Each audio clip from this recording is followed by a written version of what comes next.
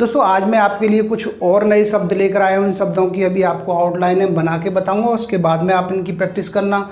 तो कृपया इस वीडियो को शुरू से एंड तक अवश्य देखिए। बहुत ही सेलेक्टेड और इम्पोर्टेंट शब्द मैं आपके लिए लेकर आता हूँ। मैं अक्सर उन्हीं शब्दों को लेकर आने की कोशिश करता हूं जो आपकी डिक्टेशन में प्रयोग किए जाते हैं, और आपकी प्रैक्टिस कम होने की वजह से आप जानते हुए भी उन शब्दों को लिख नहीं पाते। आगे से आपको कोई परेशानी ना हो, अच्छे से शब्दों को लिख लो और डिक्टेशन भी आपकी पूरी लिख जाए और उसको ट्रांसलेट करने में भी कहीं कोई परेशानी ना हो। तो सबसे पहले मैं इन शब्दों को आपको बना के बता रहा हूँ, उसके बाद में आप इनकी प्रैक्टिस करना। ध्यान से देखिए, बहुत ही अच्छे शब्द हैं। भारतीय अर्थव्यवस्था, भारतीय अर्थव्यवस्था। इसके बाद में है जुलाई, बनाएंगे जुलाई। इसके बाद में शब्द है प्रतिशत की दर से, ये हो गया प्रतिशत की दर से, ये हो गया प्रति का सब चिन्ह, प्रतिशत की दर से। इसके बाद में है सरकारी व्यय, ऐसे बनाएंगे सरकारी व्यय। आगे है अप्रैल, किस प्रकार से बनाएंगे अप्रैल। इसके बाद में है सितंबर, सितंबर। आगे हमारा शब्द आएगा बढ़ रही है, बा का आंकड़ा, ये ढा, बढ़ रही है, बहुवचन हो गया, ये हो गया बढ़ रही है। इसके बाद में है हालांकि, ऐसे बनाएंगे, ये हो गया हालांकि। इसके बाद में है गैर सरकारी, गैर सरकारी। इसी प्रकार से आगे है विशेषज्ञ चाहते हैं, विशेषज्ञ, और ये चाहते हैं कि, विशेषज्ञ चाहते हैं कि। इसके बाद में है आर्थिक विकास की दर, ऐसे बनाएंगे आर्थिक विकास की दर। इसके बाद में है सरकार पहले से ही, सरकार, पहले का सब चिन्ह से और ये ही, ये हो गया सरकार पहले से ही। के बाद में है खर्च कर रही है, ऐसे बनाएंगे खर्च कर रही है। आगे है बढ़ोतरी हुई है, बढ़ोतरी हुई है, ये हो गया बढ़ोतरी हुई है। इसके बाद में है इकोनॉमिक्स, इकोनॉमिक्स, ये हो गया इकोनॉमिक्स।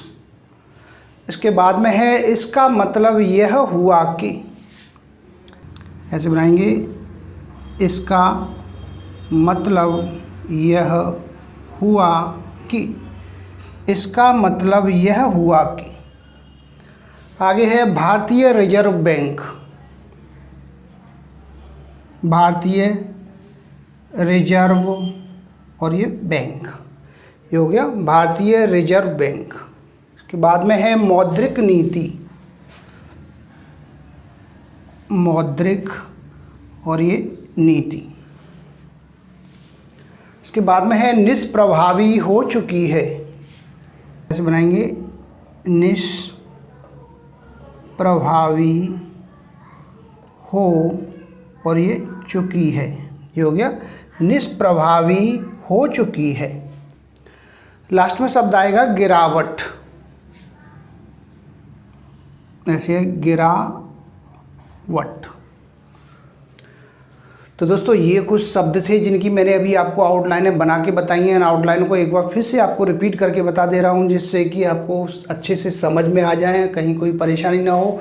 भारतीय अर्थव्यवस्था, ये हो गया भारतीय अर्थव्यवस्था। इसके बाद में है जुलाई, जुलाई।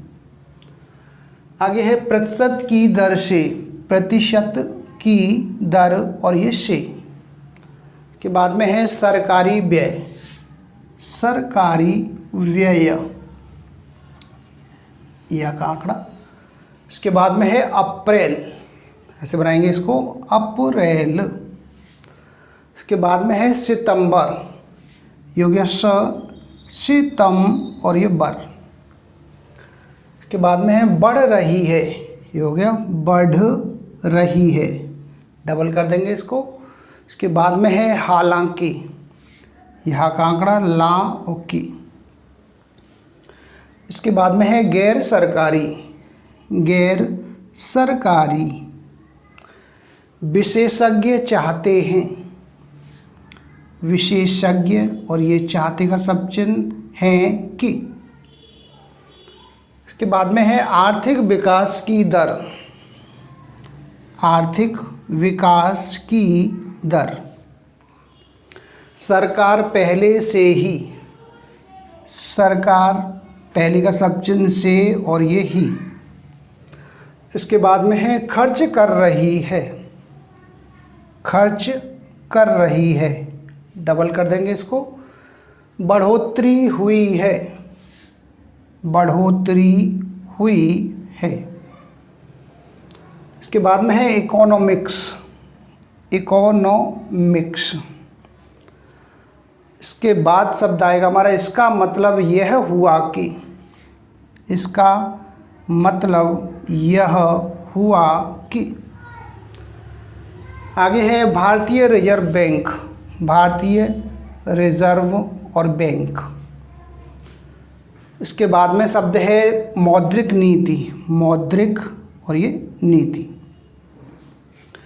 इसके बाद शब्द आएगा निष्प्रभावी हो चुकी है, निष्प्रभावी हो और ये चुकी है। लास्ट में है गिरावट, इसको बनाएंगे गिरावट, ये हो गया गिरावट। तो दोस्तों ये थे हमारे कुछ सब चिन्ह जिनकी मैंने अभी आपको आउटलाइनें बना के बताई हैं। आउटलाइनों की आप प्रैक्टिस कीजिए, इसके लिए एक नोटबुक बना लीजिए, नोटबुक में उन्हें नोट करते जाइए, जब भी आपको मौका मिले तभी उनकी प्रैक्टिस करते रहिए। दोस्तों जितना इन आउटलाइनों की आप प्रैक्टिस करेंगे उतना ही आपकी शॉर्ट हैंड की गति निश्चित ही बढ़ेगी, आपकी डिक्टेशन भी अच्छे से लिखेगी और गलतियाँ भी आपकी कम आएंगी। सबसे आसान तरीका है, सबसे पहले जो डिक्टेशन है उसमें दिए गए कठिन शब्द हैं उनकी आउटलाइनें बनाइए और डिक्टेशन को कम से कम 4 से 5 बार शुरुआत में उसको सीन कीजिए। उसके बाद में डिक्टेशन लिखिए तो डिक्टेशन लिखने में भी आपको आसानी होगी। दोस्तों डिक्टेशन को हमेशा ट्रांसलेट करना बहुत ज़रूरी है, ट्रांसलेट करके ही डिक्टेशन को आप लिखें तो बहुत अच्छा है। कभी भी बोल करके ट्रांसलेट नहीं करना चाहिए, हमेशा लिख करके डिक्टेशन का ट्रांसलेट करना चाहिए। तो दोस्तों डिक्टेशन लिखने का सबसे आसान तरीका है, डिक्टेशन को अच्छे से लिखिए, उनकी आउटलाइनों पर ध्यान दीजिए और डिक्टेशन को ट्रांसलेट अवश्य कीजिए। लिख करके ट्रांसलेट करना बहुत आवश्यक है, बोल करके कभी भी ट्रांसलेट न करें उसको। डिक्टेशन को हमेशा लिख कर ही ट्रांसलेट कीजिए, जिससे कि आपको अपनी गलतियों के बारे में मालूम हो जाए कि हम कितनी गलतियां कर रहे हैं, हमारी कहाँ कहाँ गलतियां आ रही हैं, बिंदी की गलती, मात्रा की गलती या किसी शब्द की गलती है तो तुरंत ही आपको मालूम हो जाएगा। इसलिए हमेशा डिक्टेशन को ट्रांसलेट करना लिख कर ही करना, कभी भी बोल करके ट्रांसलेट नहीं करना चाहिए। तो उम्मीद करता हूँ आपको हमारा वीडियो पसंद आया होगा। इसी प्रकार से मैं आपके लिए और भी अच्छे अच्छे वीडियो लेकर आता रहूँगा। तब तक के लिए जय हिंद, जय भारत।